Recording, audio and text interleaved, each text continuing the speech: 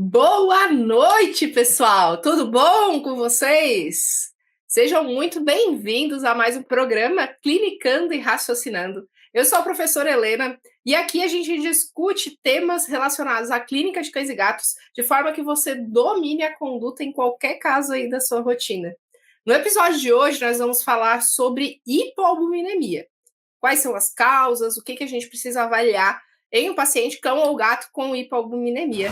Então, gente, a albumina é uma proteína plasmática produzida pelo fígado. Então, aí já vem uma sacada importante. Se ela é produzida pelo fígado, quando o fígado falha, a gente pode ter redução na albumina. E ela tem várias funções. Transporte de substâncias, né, é uma função muito importante da albumina. Regulação da pressão osmótica é outra função importante.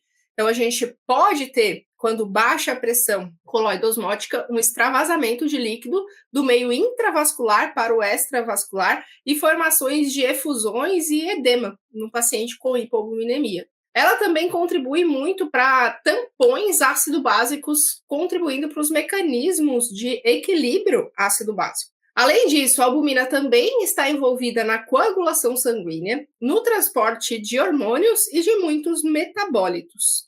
É importante lembrar que num paciente que vai receber fármacos ou uma anestesia, por exemplo, quando a gente tem redução de albumina, a gente vai ter um efeito maior do fármaco com a mesma dose. Um exemplo, vai usar lá morfina. Se o animal tiver albumina baixa, a gente pode pensar em reduzir a dose, porque a falta de albumina vai fazer com que menos fármaco esteja ligado ao transportador e mais fármaco livre para exercer o efeito terapêutico.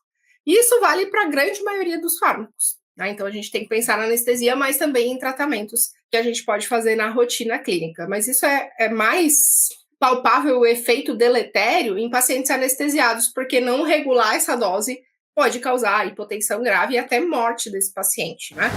Uma dúvida que eu costumo receber por aqui é sobre proteína plasmática total, proteína sérica total, albumina, qual a diferença, o que engloba cada uma, como que pede o exame. Então, eu vou falar um pouquinho dessas coisas bem básicas aqui para que todos estejamos na mesma página para começar a falar em causas e abordagem diagnóstica.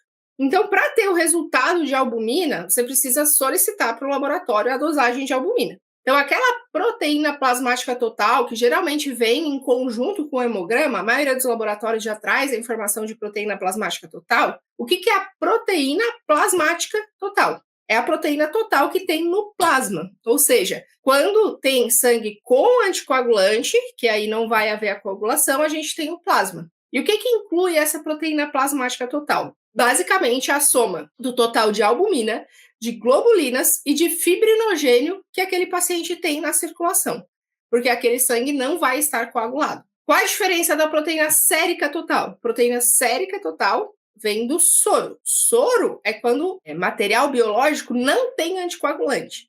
Se não tem anticoagulante, a amostra vai coagular. Quando ela coagula, consome o fibrinogênio para formar fibrina. Então, naquela amostra vai ter albumina mais globulina. Na sérica, albumina mais globulina mais fibrinogênio. Então, é esperado que a proteína plasmática total ela seja um pouco maior do que a sérica, porque ela tem mais proteína lá dentro, porque não aconteceu ainda o processo de coagulação. Não adianta vocês ficarem tentando interpretar se é a albumina que está baixa ou não, sem pedir ela à parte. Você tem que pedir a dosagem de albumina como uma dosagem bioquímica. Muitas vezes a gente tem pacientes na rotina que têm PPT baixa, eles têm proteína plasmática total baixa. Dá para ficar pensando, será que é hipoalbuminemia? Será que é hipoglobulinemia? Conforme o contexto clínico a gente consegue inferir, mas não tem certeza. Então, para ter acesso ao valor de albumina, precisa dosar a albumina sérica. Tem um exame que a gente usa bastante na rotina, que é a proteínas séricas e frações. Eles vão dosar lá no laboratório proteína sérica total, então eles vão dosar quanto tem total de proteína naquela amostra. E daí eles vão dosar a albumina por uma conta simples, matemática, já que a proteína sérica total é albumina mais globulina, vai descontar o valor da proteína total menos albumina, vai dar o valor da globulina. Então, a globulina é calculada, ela não é dosada especificamente. Porque são vários tipos de globulinas, né? É a forma aplicável de se fazer isso na rotina. Os níveis normais de albumina dependem da espécie, né? Mas, em geral, de 2,5 a 4,5 no cão, gramas por decilitro é considerado normal, e de 2,7 a 4,2 no gato. Cuidado ao olharem o resultado, porque tem alguns laboratórios que dão o resultado em gramas por litro. Então, pode ser gramas por decilitro ou gramas por litro. Esse valor de 2,5 a 4,5 no cão, 2,7 a 4,2 no gato, que eu falei, ele é na unidade de gramas por decilitro, que é o que a gente mais vê na rotina. E aí que a gente tem que chegar agora na parte de fisiopatologia para entender quais são as causas de deficiência de albumina. Como eu falei no começo da aula, a albumina é produzida pelo fígado. Então, como a albumina é produzida pelo fígado, a primeira causa que você tem que anotar aí nas suas anotações da aula de hoje é a falha na fábrica. Quem é a fábrica da albumina? O fígado. Então, uma causa importante de diminuição na produção de albumina são as doenças hepáticas, sobretudo doenças hepáticas crônicas que cursam com insuficiência hepática grave. Inclusive, na literatura a gente encontra que o fígado ele só vai causar uma deficiência importante de albumina, ele só vai provocar uma deficiência importante de albumina quando ele perder em torno de 80% da função, porque o fígado é um órgão central no metabolismo e ele tem uma reserva funcional muito grande, porque se não fosse assim, a gente, o cachorro e o gato, morreriam muito fácil com uma doença hepática. Então, ele tem uma reserva funcional muito grande, assim como os rins, né, que só falham quando perdem 75% da função. Outro ponto importante é que a hipoalbuminemia secundária à doença hepática, ela costuma ser seletiva. O que é a hipoalbuminemia seletiva? É que, geralmente a gente olha para os dados de albumina junto com o restante das proteínas totais e frações. Então, como que está a globulina, como que está a albumina, a gente vai olhar isso em paralelo. Quando a gente tem uma hipoalbuminemia seletiva, com concentração normal de globulinas, é muito sugestivo de doença hepática. Só que é lógico que tem que correlacionar com o restante do quadro do paciente, né? Então, qual era a queixa do paciente? Está perdendo peso, tem vômito, diarreia, está ictérico? Qual era o contexto clínico? Ou foi só um achado isolado de albumina baixa? Esse é um ponto importante que você tem que avaliar. E vai precisar excluir. Então, o diagnóstico de hipoalbuminemia também inclui diagnóstico de exclusão. Então, é sempre importante fazer uma urinálise, a relação proteína-creatinina urinária, para verificar se esse animal não está perdendo também albumina pela urina, porque aí pode ter uma nefropatia com perda proteica contribuindo para o quadro, que pode, em algumas situações, ser controlada e diminuir a magnitude dessa hipoalbuminemia. Você tem que lembrar também, gente, que a maioria dos pacientes que a gente atende, pelo menos que eu atendo, eu sei que muitos de vocês também, são idosos, né? Então, é muito comum que eles tenham mais de uma comorbidade ao mesmo tempo. Então, esse animal pode até ter uma doença hepática, que ainda não é tão grave ao ponto de baixar a albumina, mas, ao mesmo tempo, ele tem doença renal crônica e está perdendo proteína pela urina. E, em geral, isso a gente consegue controlar até um certo ponto. Então, é importante fazer a triagem para verificar exatamente se não tem mais nenhum fator contribuindo. Em relação à hipoalbuminemia de origem doença hepática, que era o que eu estava comentando até agora, gente, a albumina pode baixar bastante, mas geralmente em processos inflamatórios do fígado, ela baixa em torno de 30% o valor normal do paciente. Por exemplo, um gato que o limite inferior de referência é 2,7. É esperado que reduza no máximo 30%, né? Então, 30% vai dar 1,89. É esperado que ela baixe até isso aí, num processo inflamatório hepático. Já em insuficiência hepática grave, ela pode baixar muito mais. Tem um caso que eu vou compartilhar com vocês aqui ao longo da live, que a albumina chegou a 1,3 ou 1,2 e o paciente já estava com uma efusão peritoneal bem grave, clássica de hipoalbuminemia, com um transudato puro, bem clássico, secundário à insuficiência hepática. Outra situação de doença hepática que baixa a albumina é o shunt portosistêmico. Então, vocês não podem esquecer também desse diferencial, tá? Então, processos inflamatórios, neoplásicos e anomalias vasculares podem baixar a albumina. Insuficiência hepática aguda pode baixar? Pode, mas geralmente na aguda não tem um tempo hábil para baixar tanto.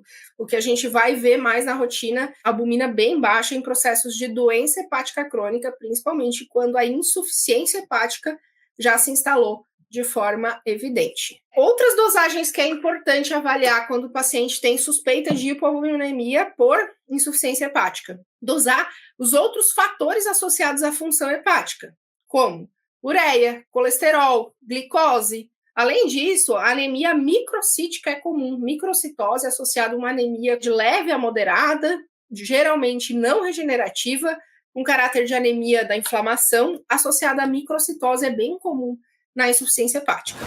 Como mais que pode baixar a albumina? Ou não produz direito, ou está perdendo para algum lugar. Basicamente são esses os mecanismos. Vou falar de algumas exceções de outras possibilidades, mas esses são os dois principais. A perda excessiva de albumina, ela pode acontecer principalmente por gastroenteropatias com perda proteica, que é quando o paciente tem processos inflamatórios do trato gastrointestinal, sobretudo enteropatias, onde a albumina vai estar sendo eliminada junto com diarreia. Esse paciente vai estar perdendo proteína para o lumen intestinal. Dependendo da condição, ele pode até não ter diarreia, mas está muito inflamado e está perdendo para o conteúdo gastrointestinal. Não é só quando tem diarreia, mas em geral tem diarreia. É mais comum que tenha diarreia. O que é muito comum? Nas doenças inflamatórias intestinais. Enterite linfocítica plasmocitária, na enterite eosinofílica é bastante comum. Também pode baixar por parasitas intestinais. Eu já atendi alguns casos que tinham ancilostomiase aguda e tinha hipoalbuminemia grave associada. Sobretudo em filhotes é bem comum que baixe bastante essa albumina, porque eles já podem ter um fígado não tão competente para produzir albumina, porque ele está em fase de maturação, né? Então, se for muito filhotinho, é bem comum que tenha hipoalbuminemia grave devido à infestação parasitária intestinal. O paciente também pode perder albumina por outro lugar, pela urina. As nefropatias com perda proteica, principalmente glomerulopatias, são causas importantes de proteinúria, e tem que ser uma proteinúria importante, senão não vai baixar a albumina de forma considerável. Por isso que a relação proteína-creatinina urinária é um exame obrigatório num paciente com hipoalbuminemia. Tem uma outra coisa que pode baixar a albumina também. Quando tem um processo inflamatório agudo ou um processo inflamatório importante, pode ser até crônico, a gente pode ter redução da albumina também, porque a albumina é a principal proteína de fase aguda negativa. Então, em geral, as globulinas aumentam e a albumina diminui em processos inflamatórios ou infecciosos agudos. Só que esse tipo de redução de albumina não são reduções graves, tá? Se for só isso, por processo inflamatório ou infeccioso, que não cause perda de proteína para o lúmen, nem para a urina, né? Se for um processo infeccioso crônico, como uma leishmaniose, o animal tende a ter uma glomerulopatia associada. Aí ele vai ter dois mecanismos envolvidos, né? Que é a perda de proteína na urina devido à nefropatia e também pode ter uma expressão de produção de albumina reduzida devido à doença infecciosa crônica. Mas o que eu quero enfatizar aqui, você pegou lá um paciente que está com 1,5 de albumina. É muito pouco provável que seja por um processo inflamatório ou infeccioso crônico que não envolva falha na produção ou perda de proteína, porque é uma redução importante. Em geral, as reduções relacionadas à proteína de fase aguda negativa vão de 20% até 30% no máximo. Mais que isso, em geral, está associada a outras causas. Então, essa é uma dica preciosa para você prestar atenção aí na sua rotina. Se a albumina está baixa, além de 30% do limite inferior do intervalo de referência, muito provavelmente tem relação com insuficiência hepática grave ou está perdendo para algum lugar. E aí a gente consegue evidenciar de onde vem isso correlacionando com outros dados. Quais são os outros marcadores de função hepática? Como que está a ultrassonografia abdominal? Como que está esse fígado? Como que está esse rim no ultrassom? E a relação creatinina-proteína urinária, RPCU, que a gente deve solicitar em todo paciente com hipoalbuminemia para fazer essa triagem de causa. Outra coisa que causa hipoalbuminemia, hemodiluição e desnutrição ou má absorção de nutrientes. Então, hemodiluição, quando que pode acontecer? Em doenças cardíacas, onde há muita retenção de líquido, então pode ter uma hipoalbuminemia relativa, mas ela vai estar ali presente, pode estar contribuindo para o processo de formação de efusões cavitárias, mas nas insuficiências cardíacas, o principal mecanismo fisiopatológico da formação de efusão é o processo congestivo. Que mais que pode causar hemodiluição fisiológica? Gestação. E a gente pode ter hipoalbuminemia em pacientes que receberam fluidoterapia intensa ou fluidoterapia prévia à coleta de sangue. Se foi feita uma fluidoterapia intensa, pode baixar essa albumina, então pode ser uma redução provocada por hemodiluição terapêutica, né, pela fluidoterapia. Isso é bem comum de acontecer quando o paciente recebe sobrecarga de fluido. Tem uma parada que eu chamo, gente, síndrome da noia do plantão veterinário. É muito comum, o paciente chega num atendimento de emergência, num plantão, mesmo que ele esteja normovolêmico e não precise de fluido, tacam o bicho na fluido e desce soro. Porque isso virou uma mania, eu espero que ela esteja menor ultimamente, a gente fala muito sobre isso aqui. E isso pode causar hipoalbuminemia. Mas a hipoalbuminemia, por hemodiluição, é o menor dos problemas, né? O problema maior é a sobrecarga de volume e todas as consequências deletérias que isso pode provocar.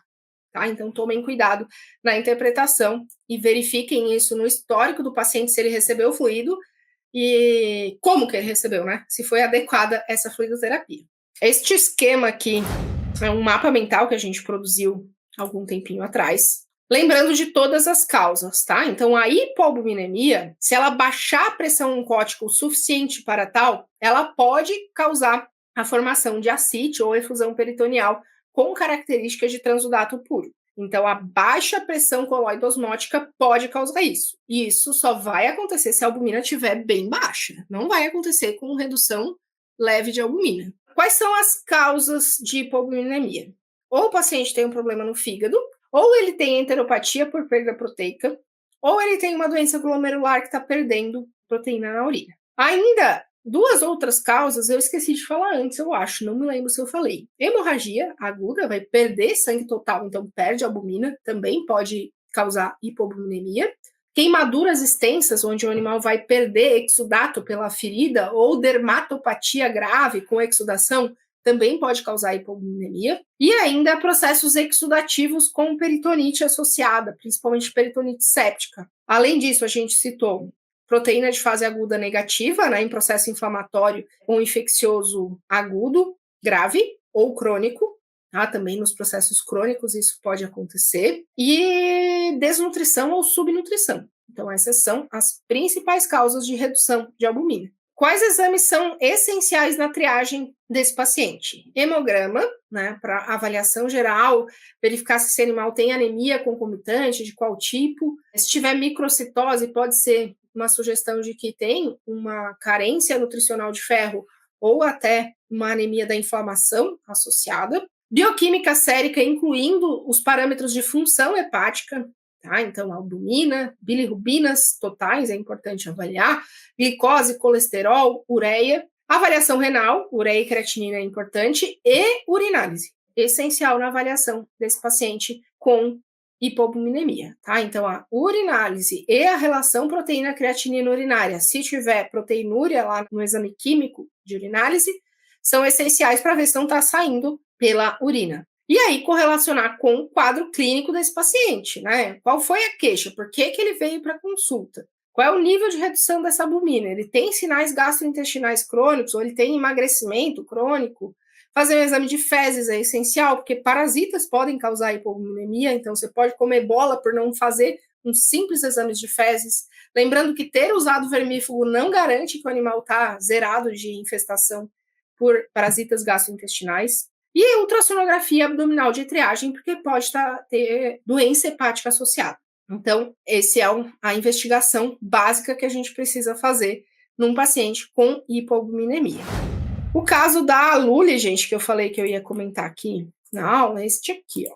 É uma cachorrinha que apresentou apatia e hiporexia, que tinha evoluído para anorexia quando ela chegou para mim para consulta. E daí começou a apresentar também vômito e diarreia hemorrágica. No exame físico, a gente viu que ela estava com o abdômen distendido e ao teste do balotamento tinha indícios de que tinha efusão peritoneal. Aí foi realizada ultrassonografia e confirmou a presença de efusão, né? Nesse primeiro momento, a gente drenou um pouco essa efusão para mandar o líquido para análise, para poder fazer um ultrassom mais decente, né? Porque o líquido ele acaba atrapalhando bastante a ultrassonografia. E aí o resultado dessa ultrassonografia foi que o fígado já estava com um tamanho bem reduzido, hiperecogênico, e era sugestivo de uma doença hepática crônica, as alterações hepáticas. Nos exames de sangue dela, tinha hipoalbuminemia, tinha aumento de LT, tinha aumento de FA, a bilirrubina ainda estava normal, hemograma, ela tinha uma leve anemia, proteína plasmática total estava 4,2,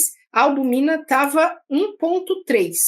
Então, ela desenvolveu uma efusão peritoneal devido à hipoalbuminemia, era uma hipoalbuminemia grave, e nos exames subsidiários era indicativo de insuficiência hepática crônica.